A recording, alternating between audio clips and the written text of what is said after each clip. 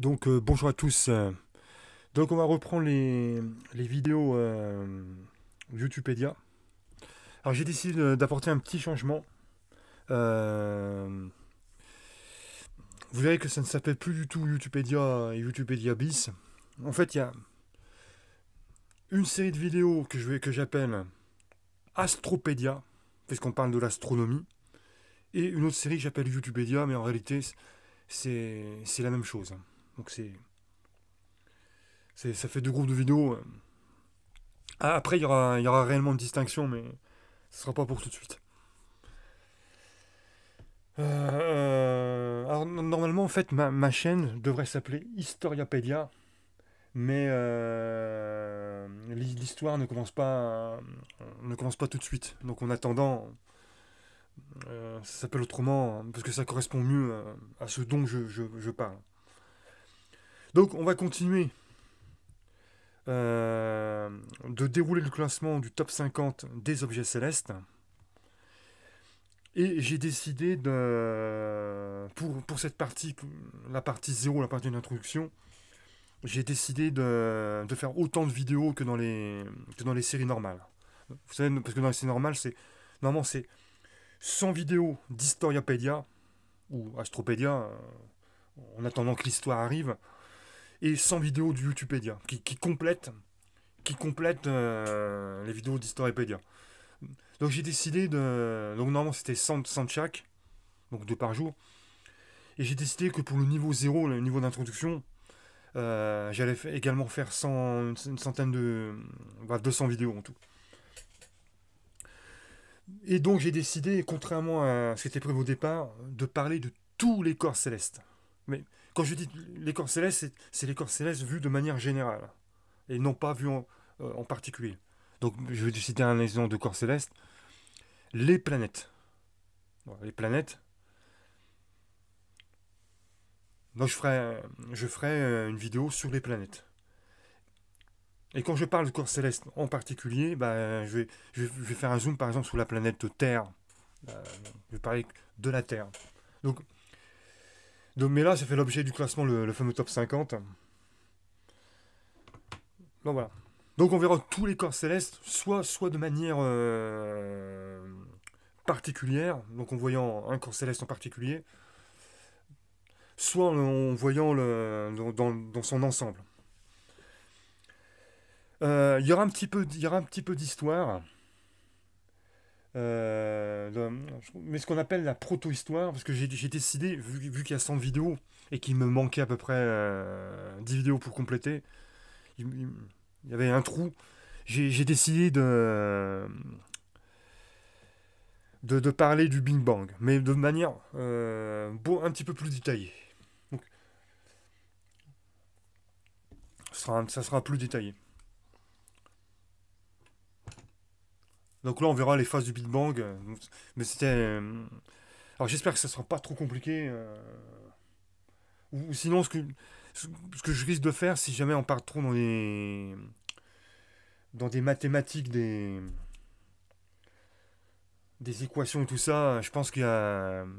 C'est possible, je verrai à ce moment-là, que certains passages, je ne le lirai pas. Alors, il faut savoir que il s'agit d'une lecture. Donc, il ne s'agit pas d'un exposé oral. Alors peut-être que plus tard, je ferai un exposé oral, mais pour l'instant, il s'agit bien de lecture. Et ma source, c'est Wikipédia. Alors je sais que certains vont me dire, ouais, c'est Wikipédia, donc ça va être forcément nul.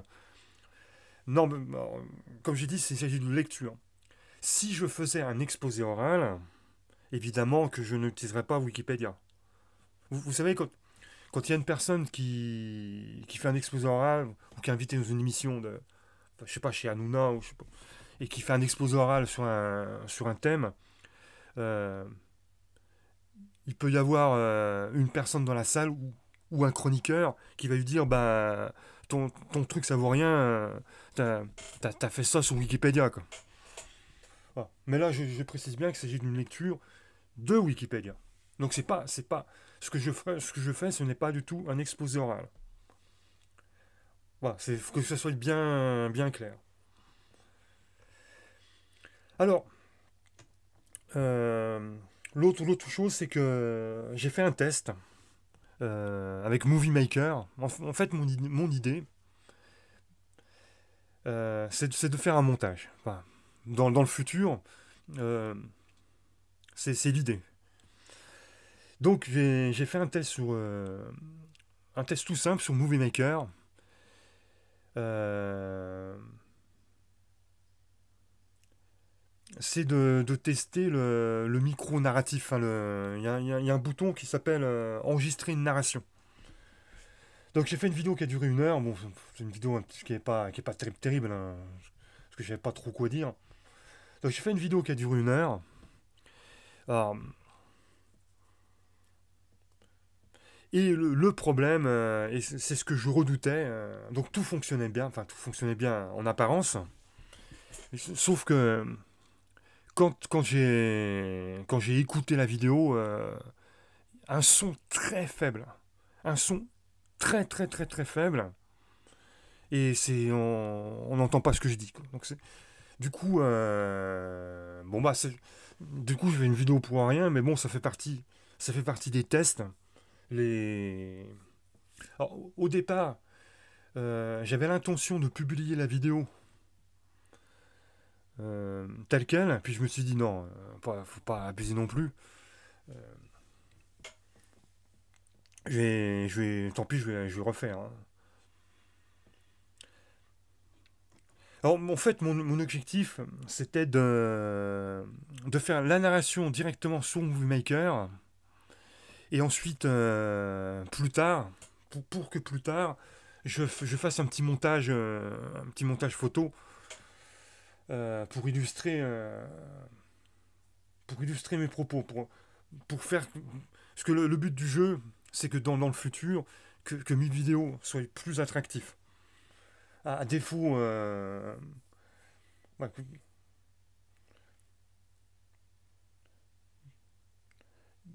euh, donc c'est pour ça qu'au début, je faisais des vidéos où, on, où on voyait ma tête. Sauf que, bon, je m'appelle pas Stéphane Edouard, donc j'ai pas ni comment il s'appelle, Norman, ni Cyprien, et donc j'ai pas leur mimique. Alors, il s'agit de ne pas les imiter, mais. Et en fait, comme je suis en train de lire un texte, ça se voit. Ça se voit à l'écran que j'ai pas un regard normal. J'ai, si vous voulez, j'ai pas le même regard que quelqu'un qui va faire un exposé oral. Voilà. Donc là, donc j'ai voulu faire un audio sous forme d'audio avec Movie Maker, de telle façon que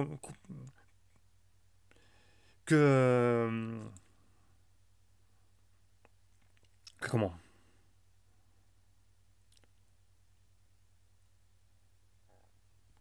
que en fait ça s'entend que je lis,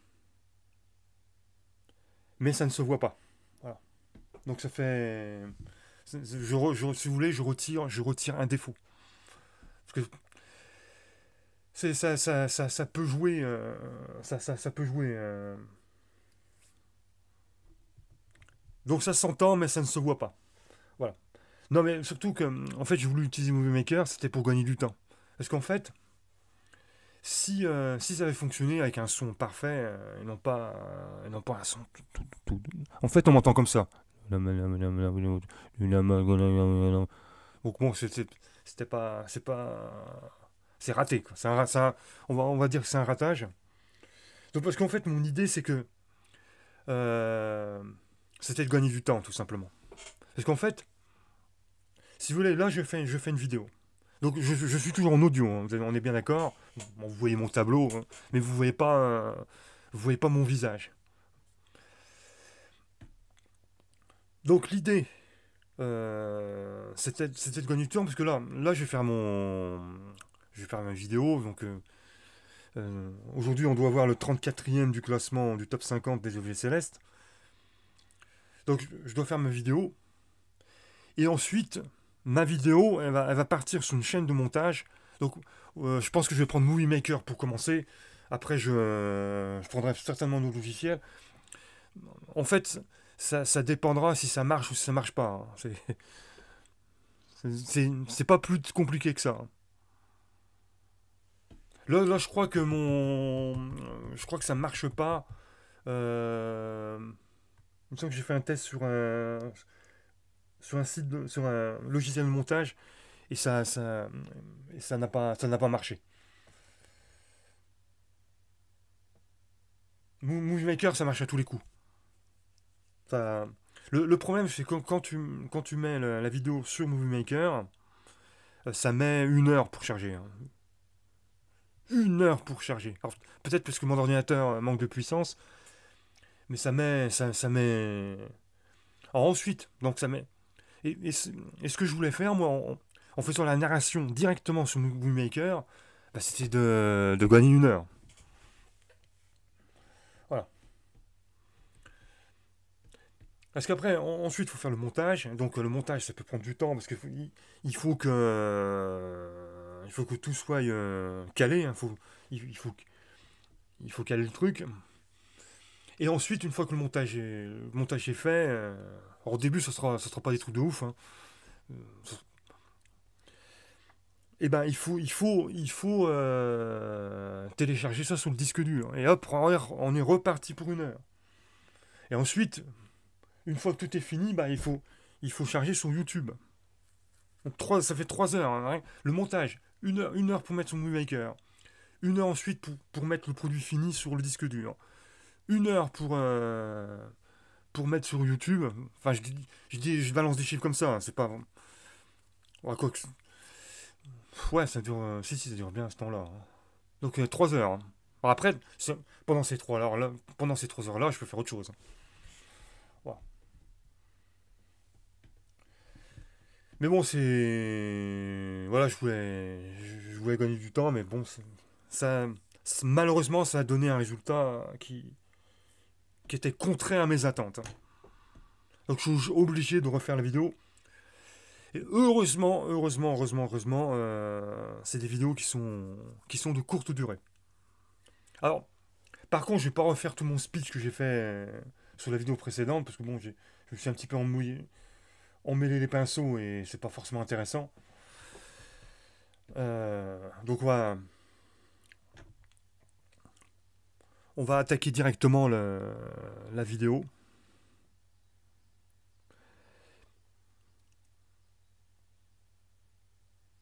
Il n'y aura pas de montage, pareil, hein.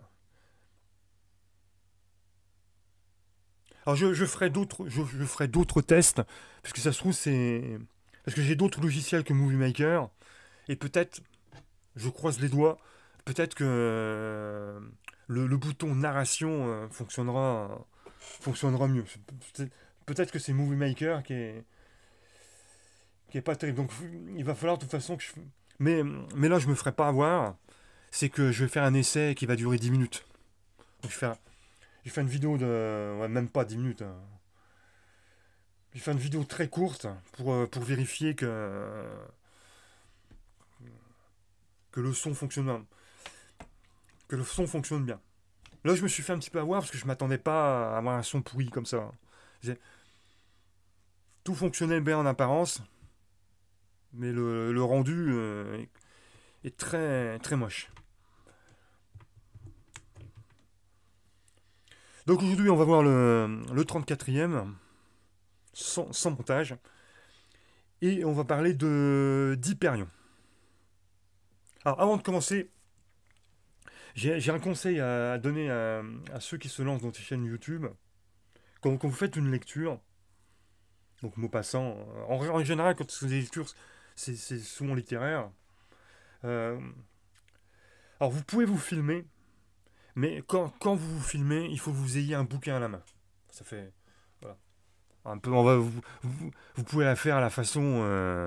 Comment ça s'appelle? Au bout de la nuit, l'émission Au bout de la nuit, où vous voyez une fille qui lit un livre. Alors c'est pas. Il y en a beaucoup qui vont pas aimer, mais si vous faites une lecture, faites-le avec un livre à la main. Et ne le faites pas en regardant un écran. Parce que ça fait bizarre. Je vous dis ça, hein. Ça fait très bizarre. Ensuite, l'idéal, c'est que le livre, il faut le connaître à l'avance. Parce que tout se joue sur le jeu d'acteur. C'est le jeu d'acteur qui compte. Donc si vous lisez un mot passant ou n'importe quel bouquin, il faut que... Donc forcément, il y a des personnages. Il faut que ce soit quelque chose de vivant. Il faut que la personne qui vous écoute n'ait pas envie d'arrêter la vidéo. Donc si la personne...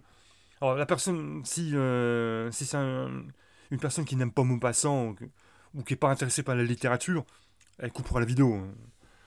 Mais il faut que la personne soit captivée. Ce qui n'est pas forcément mon cas, mais c'est ça, c'est vraiment l'objectif. Ensuite, plus ce que vous allez lire va être technique ou utiliser un vocabulaire qui n'est pas un vocabulaire enfantin, et plus vous devez lire lentement. Ça, c'est important. Alors, moi, mon problème, c'est peut-être parce que je lis de manière un petit peu trop hachée. Et au bout d'un moment, on me perd, quoi. Donc, très important. Parce qu'en fait, si vous lisez rapidement, euh, c'est un signe que vous n'avez pas confiance en vous. Vous savez, les mecs qui n'ont pas confiance en eux, ils veulent en finir le plus de possible. Et ils vont lire ça à toute berzingue. Alors, c'est pas un problème en soi de ne pas avoir confiance en soi. Sauf que il va y avoir un autre problème, c'est que vous allez endormir votre auditoire.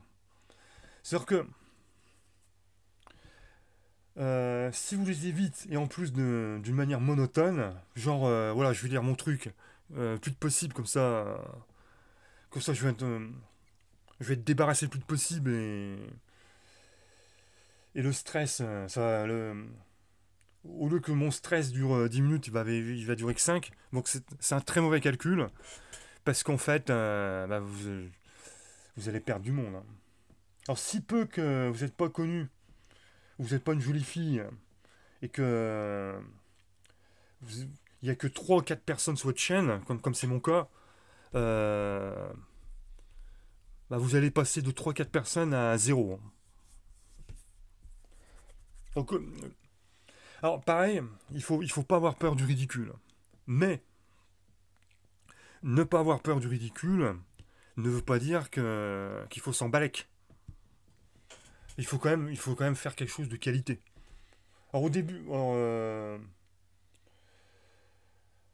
si vous vous lancez dans votre truc, vous ferez de la...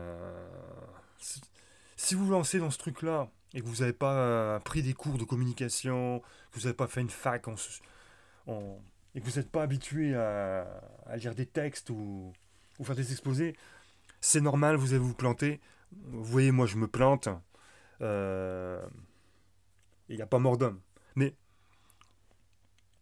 le but du jeu, c'est de ne pas... De toute façon, vous serez toujours critiqué, hein. En fait, quand on dit il faut pas s'occuper du regard des autres, ça ne veut pas dire que vous devez faire de la merde. On est d'accord. Donc, voilà. Alors, l'idéal, ça serait quand vous vous lancez dans la vidéo, c'est d'être au point au niveau montage. Pas comme moi, hein. Moi, je suis pas du tout au point. C'est certainement une erreur, hein. Mais et c'est pour ça que je fais pas de promotion de la chaîne, parce que bon, c'est pas. Pour l'instant, c'est pas. Il y a des choses à. Sûrement des choses à améliorer. Donc, si vous voulez, l'avantage que j'ai, c'est comme il n'y a pas beaucoup de monde qui vient sur ma chaîne, il y a pas grand monde. Donc du coup, quoi que si, en fait, si, je m'expose parce que je publie ça sur Facebook. Et sur Facebook, il faut savoir que la plupart des gens, ils viennent voir ta vidéo un peu dans l'espoir que tu te plantes.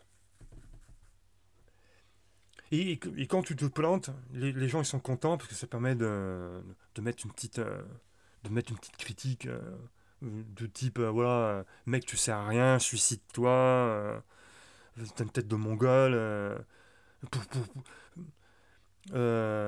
pourquoi tu fais ça, t'as, t'as zéro vue, zéro like et tout ça, tu perds ton temps, t'es un abruti, voilà.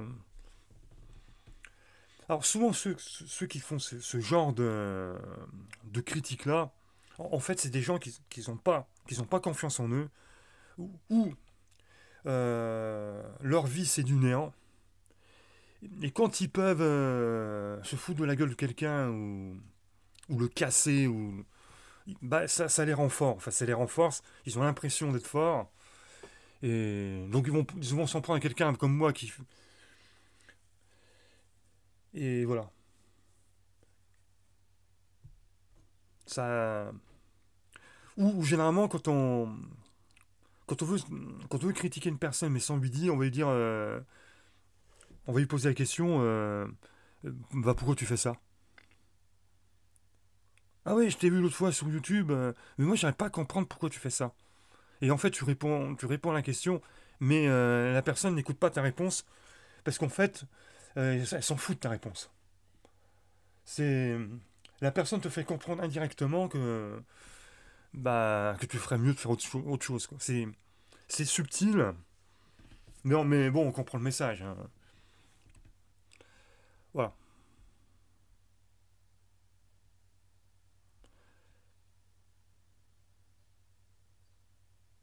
Alors, je ne dis pas que dans le futur, ça va pas faire un flop, hein. Là, ça fait un flop, ce qui est normal, hein. Mais je poursuis quand même, parce que bon... Alors, par ailleurs, je disais aussi que c'est possible que je sois amené à abandonner ma chaîne si je me retrouve dans une autre activité. Ça, c'est... Malheureusement, c'est... Il y a toujours une question de temps en jeu, hein. Si j'ai pas le temps, parce que je fais autre chose, j'arrêterai. Mais en aucun cas j'arrêterai parce que je ne suis pas au point.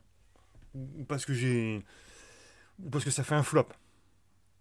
Si j'arrête, c'est parce que je ferai autre chose qui me prend du temps et qui est mieux.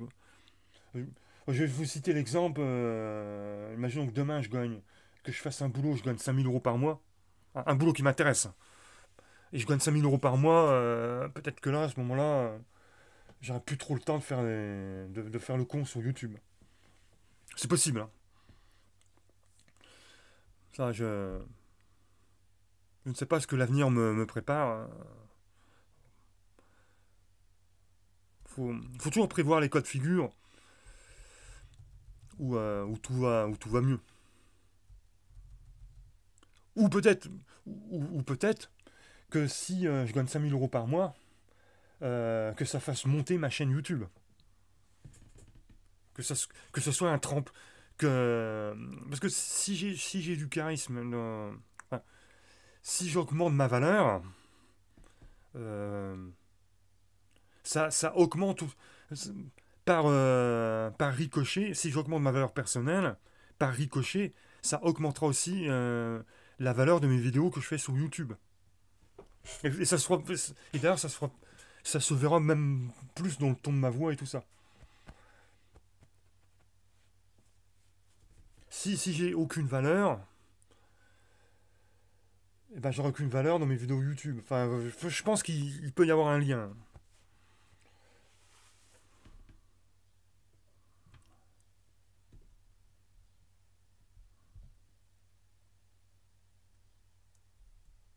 Il y a certaines personnes qui se lancent dans des vidéos YouTube. Bon, elles le font mieux que moi, certes.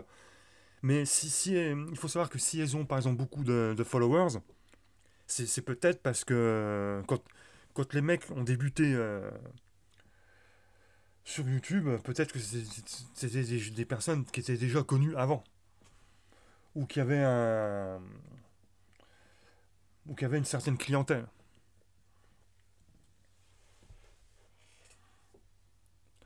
Donc voilà, c'est tout ce que je voulais dire. Donc bon, je suis un petit peu déçu que Movie Maker, ça marche pas très bien. Je suis un peu déçu parce que je voulais recommencer.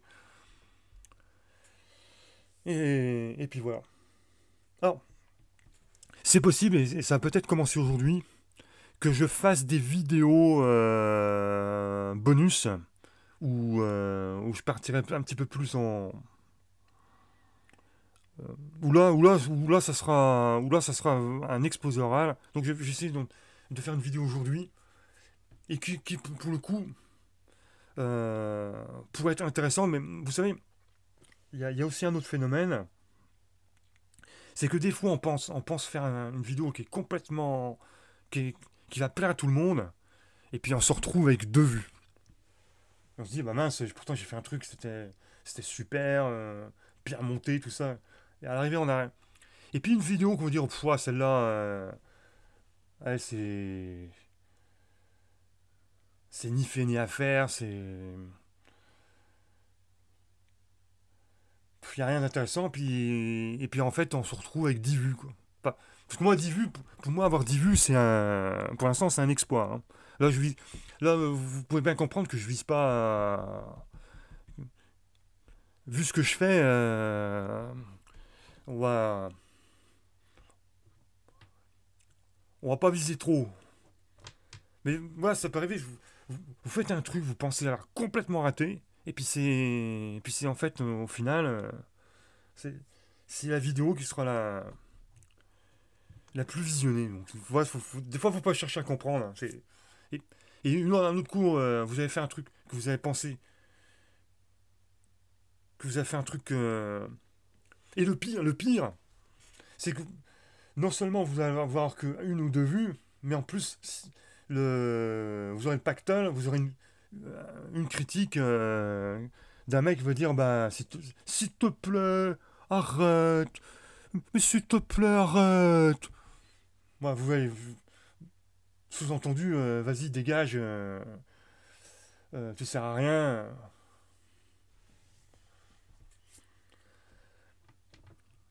Suicide-toi et tout et compagnie. S'il te plaît, arrête. Bon, trêve de bavardage, on va attaquer la 34e place. Il s'agit de Hyperion. Alors pareil, quand je dis c'est une lecture, de temps en temps, si on est face à un terme technique que je peux expliquer sans trop faire d'erreur, j'arrêterai la lecture pour rentrer dans l'explication. Parce que le but du jeu aussi, c'est que, en fait, si vous voulez, il faut que ça soit quand même attrayant. À défaut d'être intéressant, il faut que ça soit attrayant. Alors, ce sera peut-être pas le cas aujourd'hui parce que je suis en rodage, hein. Là, actuellement, je fais des vidéos en rodage, donc bon, on verra. Puis bon, là, ça va être une caillasse. Là, on parle que de caillasse, donc l'idée, hein, c'est que c'est quand même dans le futur, à défaut de l'être aujourd'hui, l'idée, c'est que dans le futur, ça devient quelque chose d'un peu plus, d'un peu plus intéressant. Alors évidemment, j'intéresserai pas tout le monde, hein, parce que c'est pareil, ça dépend des thèmes qu'on aborde. Si je fais par exemple un exposé sur Maupassant, c'est une connerie, et et que la personne n'aime pas la littérature, bon forcément, euh, elle va pas, ça va pas, elle va arrêter la vidéo tout de suite. Et aussi, autre conseil que je vous donnerais, c'est que quand vous faites un truc, faites-le avec passion. On doit sentir que que vous êtes passionné. Donc Hyperion. Alors Hyperion. Hyperion. Ah, vous direz, c'est chiant. Il faut savoir un autre truc, c'est que le fait de lire un texte, ça fatigue la voix. C'est très épuisant pour la voix. Alors c'est peut-être parce que j'y mets trop d'énergie, ou c'est peut-être parce que je n'utilise pas les bons instruments.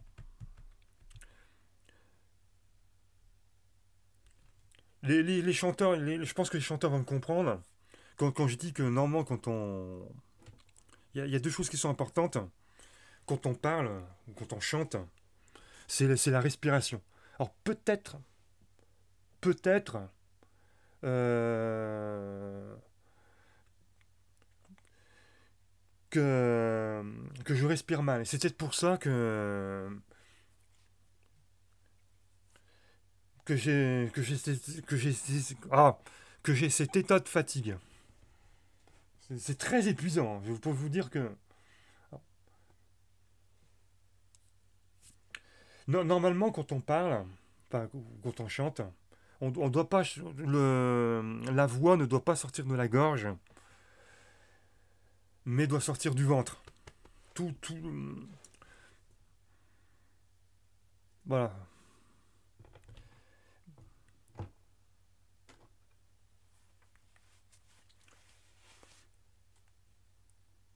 Et c'est peut-être dû à ça que en fait je suis en train de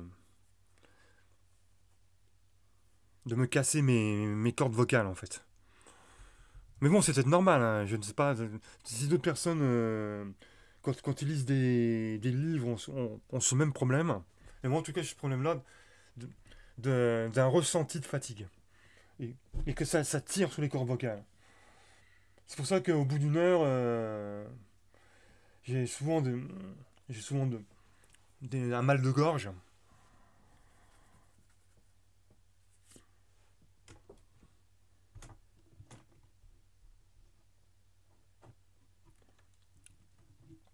Voilà. Allez, c'est parti. Donc, Hyperion est un satellite de Saturne découvert le 16 septembre 1848 par William Crunchbond et son fils George Philip Bond. 2 jours plus tard, William Lassell le découvrit indépendamment.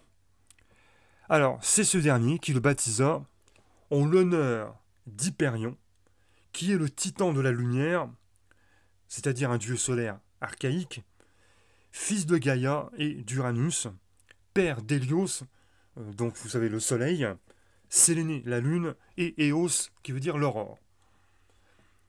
Alors ça arrive aussi de temps en temps, mais c'est très rare que j'ajoute des mots dans le texte. euh, pour que ce soit un petit peu plus dynamique.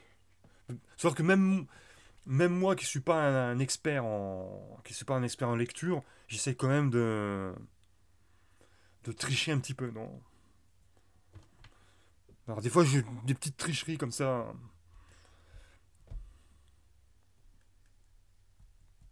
Pour donner l'impression que je suis pas en train de lire. Alors, il faut savoir qu'Hyperion est le plus grand corps céleste du système solaire, dont la forme soit fortement irrégulière. Protée est certes plus grand, mais quasiment sphérique. Il semble probable qu'Hyperion soit un fragment d'un objet plus grand ayant subi un impact dans un passé lointain. Le plus grand cratère mesure approximativement 101 km de diamètre pour une profondeur de 10 km. Bon, en gros, vous avez compris, c'est une caillasse. Vous prenez, vous prenez une pierre par terre, voilà, c'est la forme. Évidemment, vachement plus gros.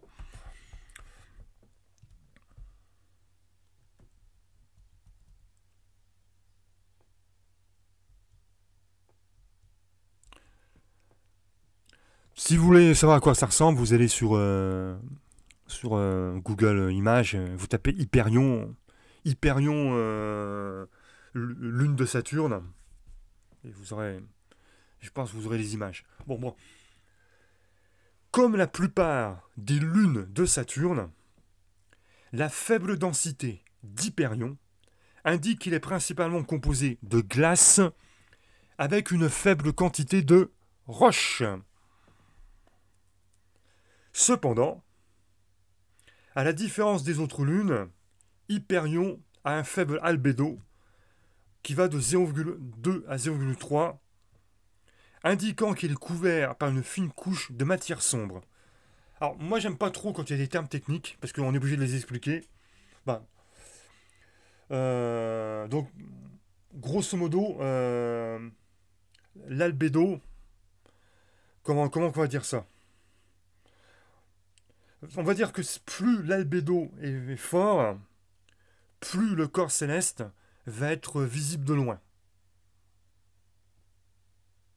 En gros, plus l'albédo est forte, plus le corps céleste va être brillant. Plus ça brille. C'est pour ça qu'il y a certains corps célestes que vous pouvez voir depuis la Terre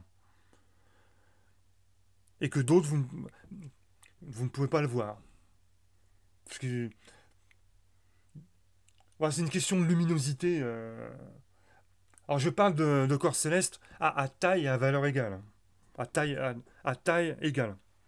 Donc il y en a certains que vous verrez depuis la Terre parce qu'ils ont une albédo très forte et d'autres vous ne verrez pas parce que ils sont plutôt dans la pénombre.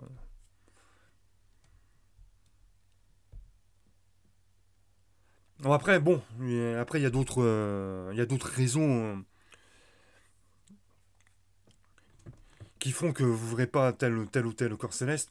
Ça peut être aussi, enfin, c'est pas forcément l'albédo, ça peut être aussi le fait que le corps soit derrière un autre. Un corps céleste peut en cacher un autre. Donc, il peut se trouver en dehors du champ de vision, quoi. Mais voilà, retenez bien l'idée, c'est que plus l'albédo est forte, et plus, sauf s'il y a un obstacle devant, et, et plus vous le verrez de loin.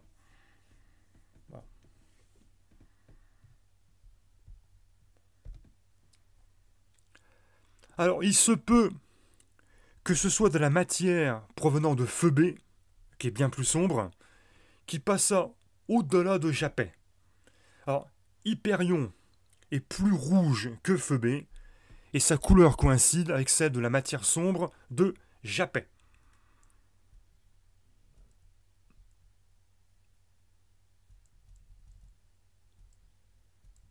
Alors, on va parler maintenant de la rotation. Alors, les images de Voyager 2, donc une navette, ainsi que les mesures ultérieures de photométrie terrestre, indiquent que la rotation d'Hyperion est chaotique, c'est-à-dire que son axe de rotation varie si fortement que son orientation dans l'espace est impossible à prédire. Hyperion est le seul objet connu du système solaire dont la rotation soit chaotique. Mais les simulations semblent indiquer que par le passé, d'autres satellites irréguliers ont eu un comportement similaire. Hyperion est unique par sa forme très irrégulière, son orbite très excentrique et sa proximité avec une autre grande lune qui s'appelle Titan. Ces facteurs limitent les possibilités d'une rotation stable. La résonance orbitale, qui est de 3 à 4, encore un terme technique,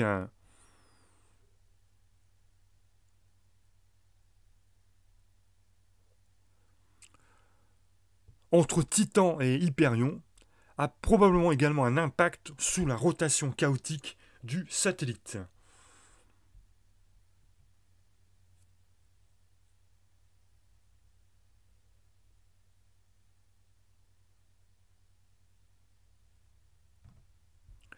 C'est en partie grâce au grand bras de levier fourni par sa forme irrégulière que les perturbations gravitationnelles dues surtout à Titan réussissent à faire basculer de façon imprévisible son axe de rotation.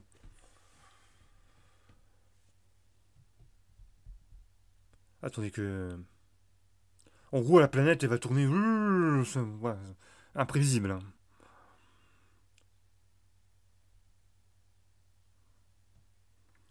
La surface plus ou moins uniforme d'Hyperion est probablement due à sa rotation anormale, à la différence de la plupart des autres satellites de Saturne qui ont des hémisphères avant et arrière très distincts. Donc hémisphère, vous avez compris, hein, hémisphère nord et hémisphère sud. Mais là, on parle plutôt de hémisphère avant et arrière, parce que je rappelle qu'il s'agit de corps célestes qui ne sont pas des sphères. C'est des caillasses. Des gros cailloux. Alors, on va maintenant parler de la surface d'Hyperion. Les photographies de Voyager 2 sont prises de trop loin pour donner une vision précise de la surface d'Hyperion. En revanche, les images plus récentes de Cassini ont permis de comprendre la nature de la surface d'Hyperion. Hyperion est recouvert de cratères anguleux et profonds qui lui donnent cet aspect d'éponge. Un composé sombre s'est déposé au cœur des cratères. Par ailleurs, on y aperçoit une substance rougeâtre composée de chaînes carbonées et d'hydrogène, similaire à ce qui a pu être observé sur d'autres corps saturniens, dont Japet. Ou Japet, je sais pas comment on dit, je sais pas comment on prononce ça. Bon, vu qu'on est en France, non, Japet. Alors, Hyperion est très poreux, avec un indice de porosité évalué à 0,46 et sa surface très fragile. De fait, les impacts à sa surface tendent à le comprimer, tandis que les débris résultants ne retombent jamais sur lui. Voilà, c'est terminé. Voilà, donc ça sera une vidéo qui aura duré 42 minutes, mais c'est parce que j'ai dit pas mal de trucs plus ou moins utiles. Hein. Voilà, donc voilà, je suis de retour.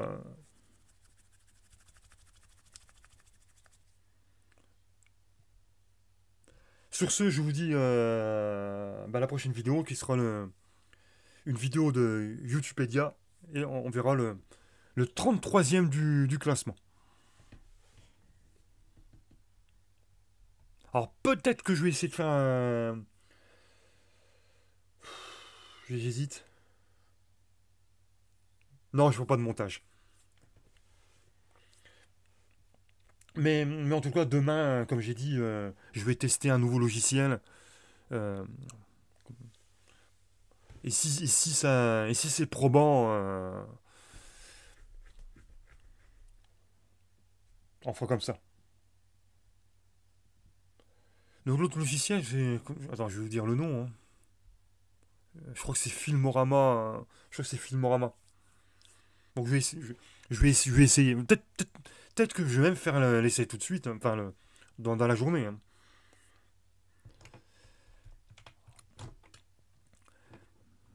Mais là, comme je dis, je m'attendais pas à ça. Hein. Comme quoi, j'aurais dû faire un essai avant de 2 minutes pour voir ce que ça donne. Et puis si l'essai donnait quelque chose d'assez sympa, j'aurais fait ma vidéo là-dessus. Là, j'ai perdu 1 heure. Bon, c'est pas grave, c'est pas très grave, j'ai le temps. Mais bon, pour la prochaine fois, je saurai qu'avant de faire telle ou telle chose, et dans la mesure du possible, il faut faire des tests. Là, en fait, si vous voulez, mes premières vidéos sert aussi à ça, à tester des choses. Donc ça marche. Donc le premier test, c'était de me filmer en train de parler. J'ai vu que c'était pas terrible à l'image. J'ai dit bon, justement parce que je ne fais pas un exposé, justement parce que je lis un texte. Et du coup ouais, ça fait bizarre. Allez, sur ce, je vous laisse et puis là je vais envoyer la vidéo sur YouTube. Bon, je sais que je vais pas qu'il y aura n'y aura pas beaucoup de vues sur celle-là, mais bon, c'est pas grave. Le principe, le principe c'est de tester le truc et puis on, on voit ce que ça donne, quoi. Après une fois que ma chaîne sera réellement partie, parce que on va dire, c'est un peu comme le Tour de France. Bon, ça dure peut-être plus longtemps quand même. Les étapes du Tour de France, c'est-à-dire que je démarre doucement, tranquillement. Bon, je fais que deux ou trois petites erreurs. Je fais de grosses erreurs. Et puis une fois que c'est parti, bah, ça sera parti, quoi. Après, de toute façon, il y aura toujours possibilité d'améliorer le concept, de, de faire les choses mieux, hein. Parce que, bon, bah, ma chaîne, c'est une chaîne d'histoire. Donc, tant, tant, tant, tant que l'histoire n'est pas vraiment commencée,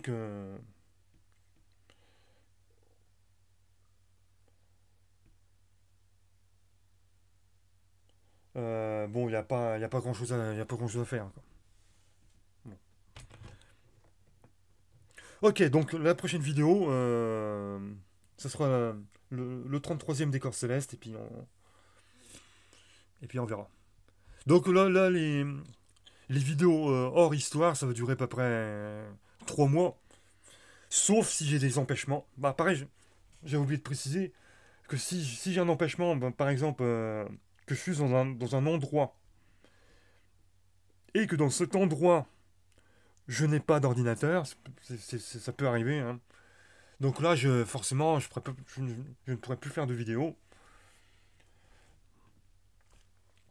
Donc je vais donner un exemple. Quand je vais partir en Pologne, ou au Mexique, ou je sais pas où, quand je vais partir à l'étranger pendant 15 jours, je ne ferai pas de vidéo pendant 15 jours. Ou peut-être avec mon portable, je filmerai. Putain, faudrait que je fasse d'ailleurs des essais avec mon portable. Parce que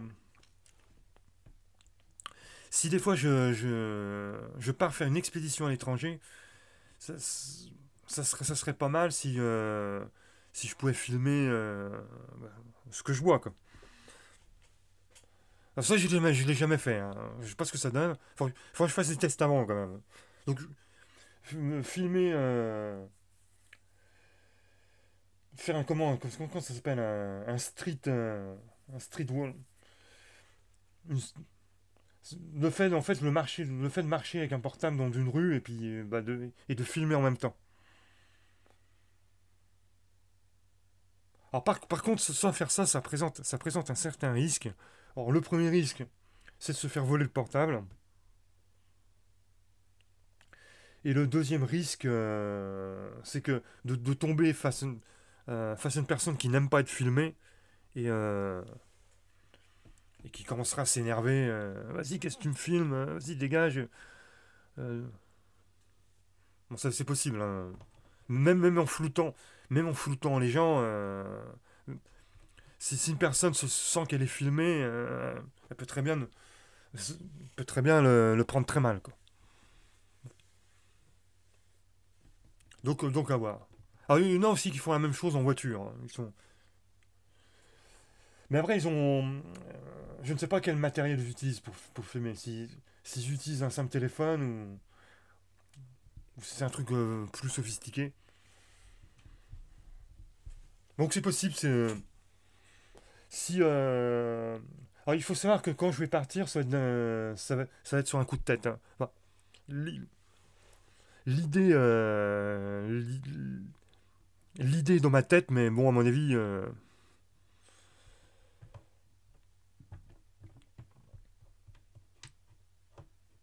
mais en ce moment c'est un peu compliqué avec le Covid.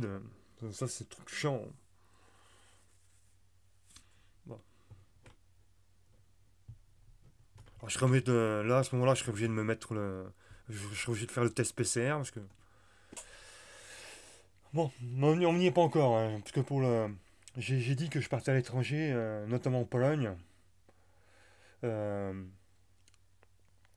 quand je serai rendu on va dire entre la 50e et la centième leçon de la méthode que j'utilise. Donc, c'est à ce moment-là à peu près, hein. Ou lorsque j'aurai une opportunité. Donc si quelqu'un m'offre une opportunité avec hébergement et tout ce qui va avec, je prendrai évidemment l'opportunité, hein. Voilà.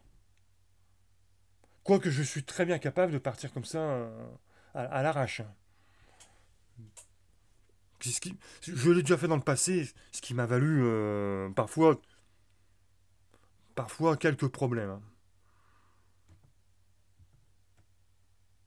Je me souviens que j'étais parti sans avoir réservé d'hôtel et pendant toute la nuit, j'étais à la recherche d'un hôtel, hein, dans un pays.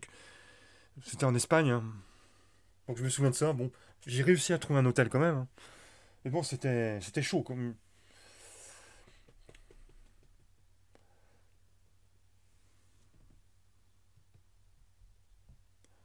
Voilà, donc je vais renouer avec ça. Allez, mais là, moi, ce que je vous propose, c'est de partir sur d'autres planètes. Allez, sur ce, bah, je vous dis à plus tard. Allez, merci de m'avoir écouté. Donc là, j'ai fait une vidéo un petit peu particulière.